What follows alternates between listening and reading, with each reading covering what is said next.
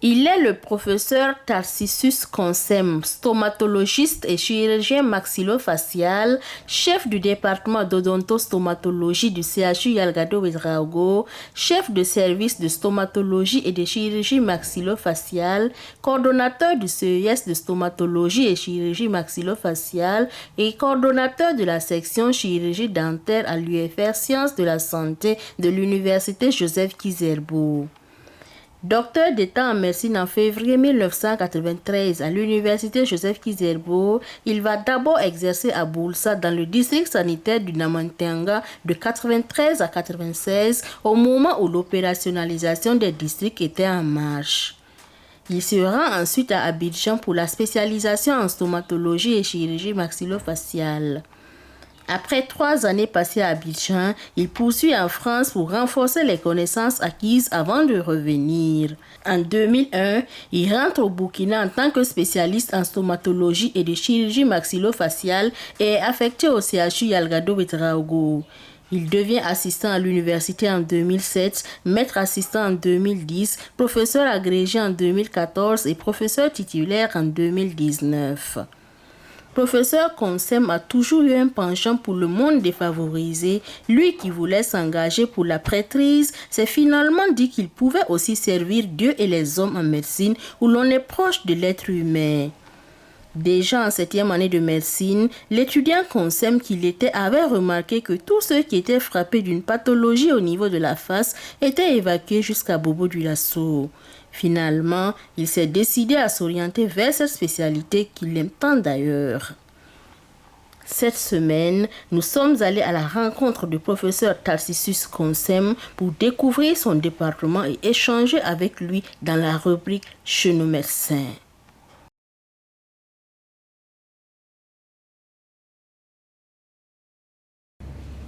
Alors, ce service, si vous voulez, au niveau de l'hôpital Yalgado, je parlerai plutôt de département. Je suis le chef de département. Et dans ce département, qui est le département d'odontostomatologie, il y a 2 services. Le service de chirurgie dentaire, constitué essentiellement des cabinets dentaires, et le service de stomatologie et de chirurgie maxillofaciale. Ces 2 entités constituent le département d'odontostomatologie au sein du centre hospitalier universitaire Yalgado Ouedraogo.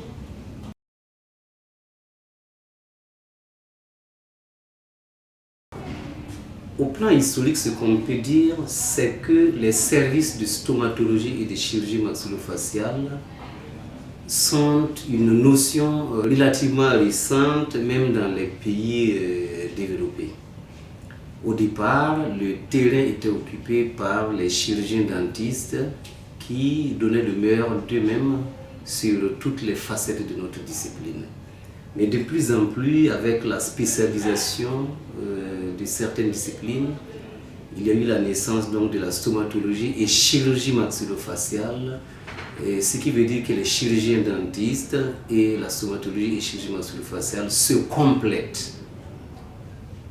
Alors, comme ils se complètent pour une grande efficience, il y a eu une scission donc de l'offre de soins en cette matière, si bien que vous avez la chirurgie dentaire qui évolue à côté de la stomatologie et de la chirurgie maxillofaciale. Au niveau de l'hôpital Yalgado, pour donner un coup de pouce donc à ce département, on l'a alors créé pour faire en sorte que la chirurgie dentaire se développe concomitamment avec la stomatologie et la chirurgie maxillofaciale pour améliorer l'offre de soins. En 2001 déjà, nos prédécesseurs, le professeur Ouedraogo Dieudonné, étaient déjà là pour le service de stomatologie et de chirurgie maxillofaciale logé au sein de la chirurgie dentaire. Donc il n'y avait pas de service de stomatologie et de chirurgie maxillofaciale. Mais très vite, vers l'année 2003, les autorités ont créé le service de stomatologie et de chirurgie maxillofaciale à côté donc de la chirurgie dentaire qui existait. Nous sommes arrivés également en 2001 avec le professeur Ouedraogo Dieudonné et c'est avec lui que nous avons travaillé pour asseoir le service de stomatologie et de chirurgie maxillofaciale. Et très vite, les deux entités ont évolué pour constituer le département d'odontostomatologie.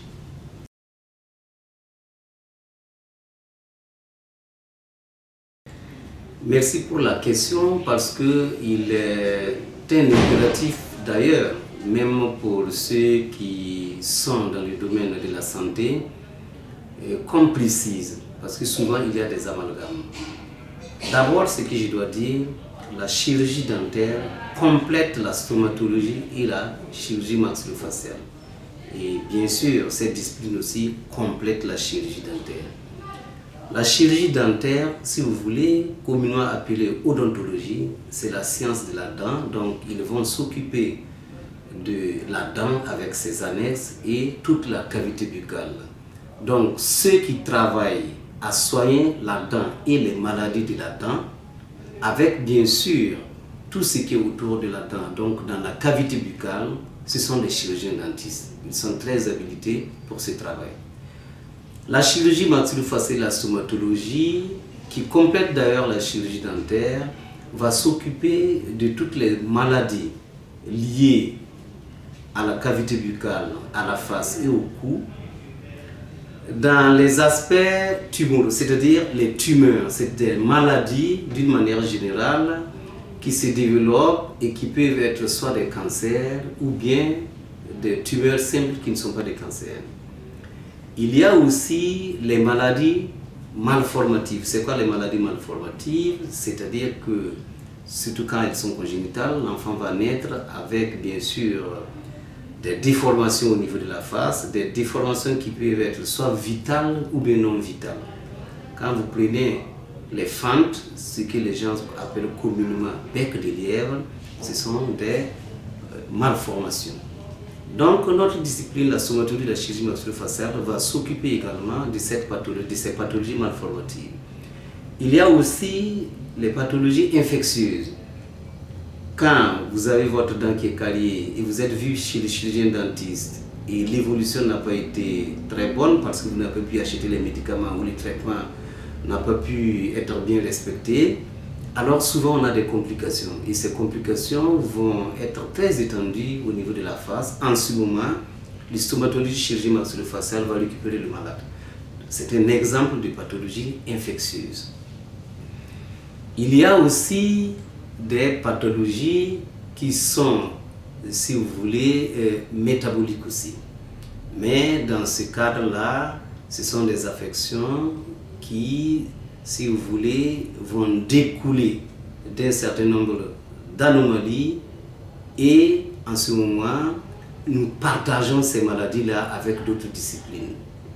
Si vous prenez par exemple les syndromes septiques, qu'elles soient d'origine faciale ou bien non, mais qui peuvent se retrouver au niveau de la face, à partir de ce moment, on a des maladies qu'on partage avec les autres disciplines. Donc vous voyez, le champ est large. Vous avez les pathologies tumorales, les pathologies infectieuses, les pathologies malformatives et bien sûr les pathologies traumatologiques. Et les pathologies traumatologiques, je voulais insister dessus parce que quand vous voyez les accidentés de la voie publique, de la circulation routière, quand vous voyez tous les traumatismes liés aux accidents de travail ou bien au luxe, ou bien même très récemment, les traumatismes liés donc au grand banditisme, au terrorisme, à chaque fois la face prend le coup. Même si la face ne prend pas le coup, elle est largement associée. Quand vous arrivez aux urgences traumatologiques, vous allez voir des patients qui sont victimes de ces traumatismes-là et à côté, il y a une participation de la face et du cou. Donc du même coup, c'était un gros volet de notre discipline, cette pathologie traumatologique. Donc voilà grosso modo les champs d'action, les champs disciplinaires de notre spécialité.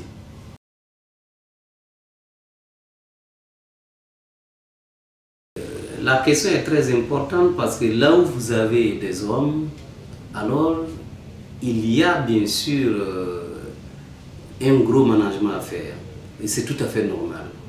Mais personnellement, je ne rencontre pas de difficultés plus que ce que les autres Burkinabés rencontrent. Parce que nous sommes là en représentant bien sûr l'État, en assumant des tâches que nos supérieurs nous ont données. Il faut bien que ces institutions-là existent pour donner l'offre de soins comme il se doit. Il y a des gens qui comprennent facilement, il y a des gens qui comprennent difficilement. Beaucoup de gens ne connaissent pas l'administration. Et quand vous ne connaissez pas l'administration, vous êtes étonné de certaines réactions souvent de vos chefs. Vous êtes souvent aussi perdu dans ce qu'on vous demande de faire.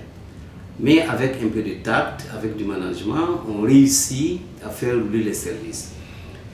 Les deux services dont je vous ai parlé sont des services complémentaires. Et comme ce sont des services complémentaires, alors la chose est encore beaucoup plus facile parce que les chirurgiens dentistes interviennent chez nous et nous aussi nous intervenons en chirurgie dentaire.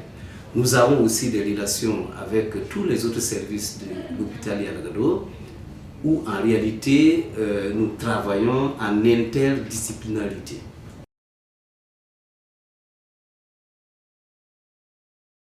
Les difficultés sont de plusieurs ordres. Ce qui est très frappant, ce sont les difficultés infrastructurelles et matérielles. Les infrastructures, comme vous le constatez, sont vétustes. C'est normal, parce que c'est vieux. Il y a également le défaut, bien sûr, du matériel de travail. Ça, c'est également connu. Mais malgré ces deux éléments qui handicapent largement le travail, nous arrivons à faire quelque chose. Parce que ce qui est très important pour nous, c'est faire en sorte que le travail soit continu malgré les difficultés, tout en essayant de demander à nos supérieurs de bien vouloir pallier ces différents manquements dont je viens de faire cas. À côté de ces ces difficultés, il y a aussi, si vous voulez, des difficultés liées au comportement des agents. C'est tout à fait normal. Généralement dans notre jargon, moi aussi par exemple, et même aussi ailleurs, on dit que quand vous avez à commander 100 personnes, vous devez avoir 100 bateaux. Ça veut dire tout simplement que chaque personne est une entité caractérielle à part entière et il faut savoir jongler avec cela. Et c'est tout à fait normal. Mais comme je vous l'ai dit, bon, on arrive à s'en sortir avec du tact, avec bien sûr la communication.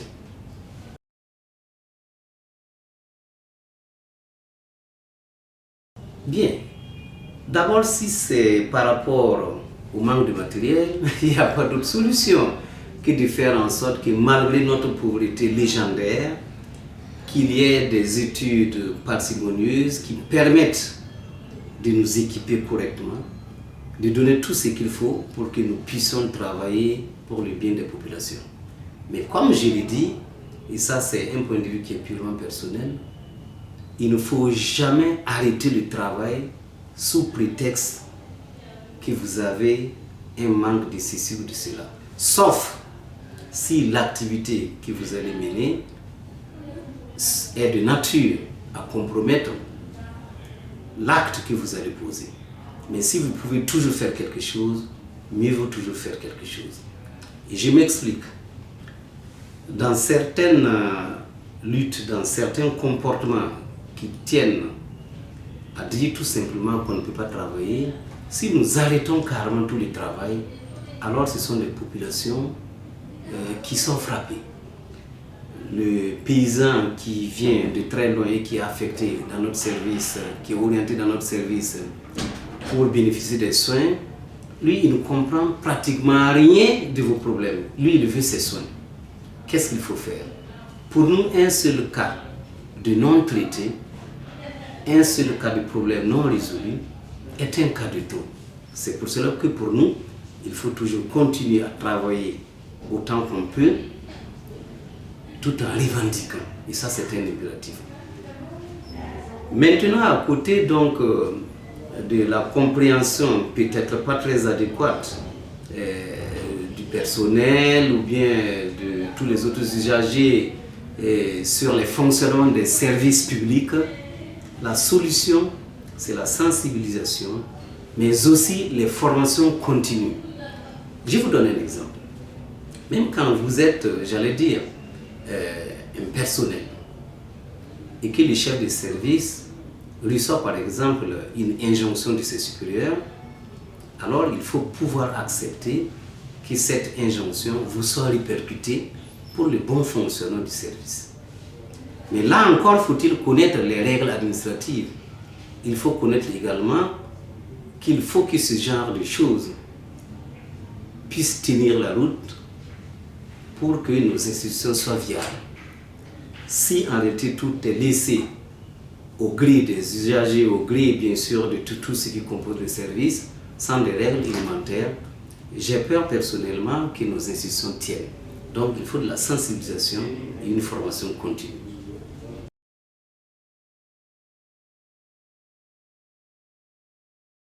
Oui, nous avons des perspectives parce que celui qui n'a pas des ambitions, celui qui n'a pas d'ambition, personnellement, je ne sais pas comment il va faire pour se développer. D'abord, pour la chirurgie dentaire, nous avons beaucoup de spécialistes en chirurgie buccale, en endodontie.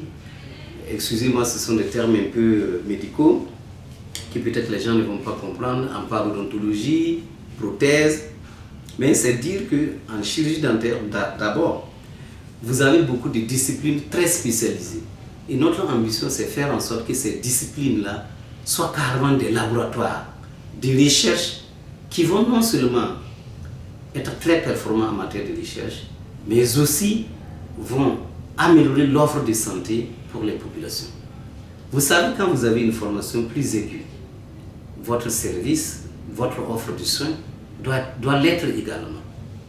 Et donc, dans cette perspective, nous avons la chance d'avoir quand même des ressources humaines bien posées dans ce domaine. Et notre ambition, c'est faire en sorte que ce personnel-là puisse avoir ce qu'il faut pour travailler et développer l'offre de soins. En stomatologie et chirurgie maxillofaciale, c'est pareil. Vous avez beaucoup de jeunes qui sont là et qui travaillent, qui sont formés dans notre école ici. À l'heure actuelle, quand nous venions d'abord ici, dans les années 2001, vous savez, tout le pays orientait les pathologies maxillofaciales à Ouagadougou et à Bobo-Dioulasso. Mais avec l'ouverture du DS de stomatologie et de chirurgie maxillofaciale, c'est-à-dire cette formation spécialisée, nous avons mis sur la place un certain nombre de jeunes qui sont spécialistes et qui donnent de très bons résultats. Nous n'évacuons plus, nous n'avons plus d'évacuation qui viennent de Ouaïga par exemple, parce que nous avons une équipe à Ouaïga.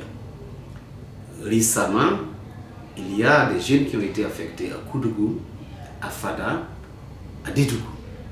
Il n'y aura pas, et je suis persuadé, des évacuations venant donc de ces régions vers Ouagadougou.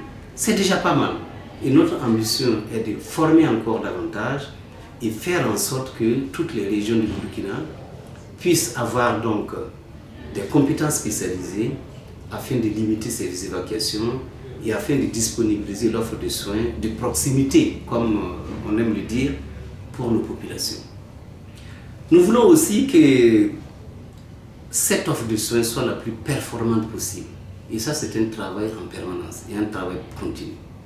Mais comme je vous le dis, si on arrête de travailler, alors c'est de l'état. C'est pour cela que nous disons qu'il faut encore continuer de travailler tout en revendiquant qu'on améliore un peu et faire en sorte d'être compétitif dans la sous-région et pourquoi pas dans le monde.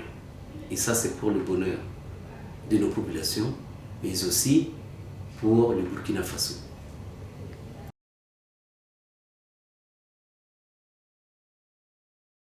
Non.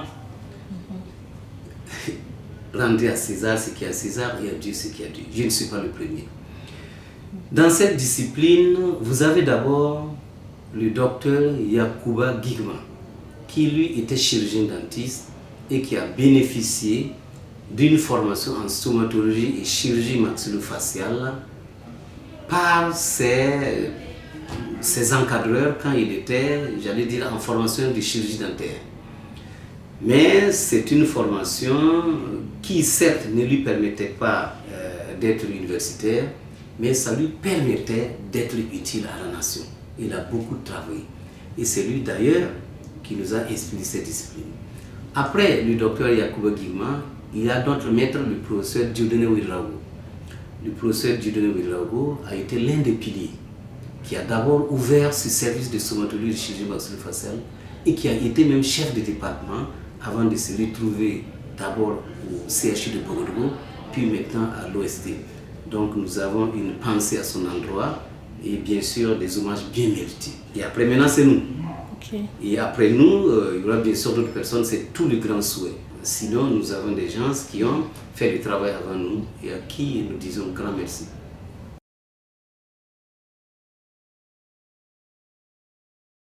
Il n'y a pas de secret, c'est le travail. Nous ne disons pas que nous sommes les meilleurs dans le travail. Mais vous voyez, en réalité, je dis toujours, même quand vous avez des difficultés pour produire, même quand vous avez des difficultés pour travailler, il faut que les gens voient l'offre de soins pour en être demandeurs.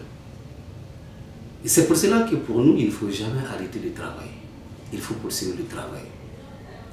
Nous avons travaillé, nous avons enseigné. Peut-être que notre travail a plu aux uns et aux autres.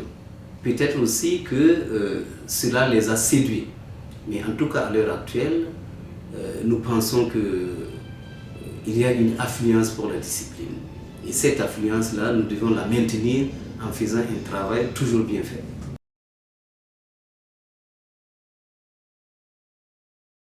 C'est avec la plus grande joie, parce que vous savez, si personne ne vient à vous pour vous demander comment on peut devenir comme vous, comment on peut rentrer dans votre discipline, alors vous direz être inquiet. Mais nous avons la chance, même les étudiants qui peut-être ne sont pas à cette phase-là, viennent d'abord pour prendre des sujets de thèse dans la maison. Et cela déjà, nous sommes très ravis. N'en parlons pas de ceux qui vous approchent pour demander voir comment on peut faire pour devenir stomatologiste et chirurgien maxillofacial. Donc nous sommes très heureux pour cela et notre vœu est que cela se poursuive.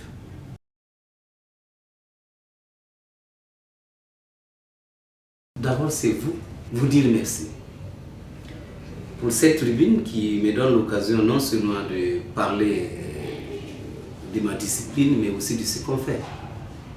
Et ce que j'aimerais dire seulement, c'est qu'il faut continuer de travailler. Il ne faut jamais arrêter le travail.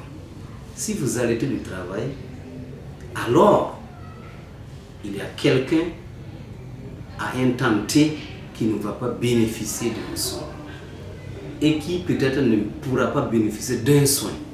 C'est pour cela qu'il ne faut pas arrêter le travail. Il faut poursuivre. Mais il faut bien le faire. Il faut bien le faire et surtout continuer de demander à nos autorités de nous soutenir avec les infrastructures et le matériel. Et dire également aux plus jeunes de travailler de sorte à faire mieux que leurs devanciers. C'est ça qui fera notre joie et c'est ça aussi qui sera le socle du développement, de la promotion de l'homme et de tout l'homme.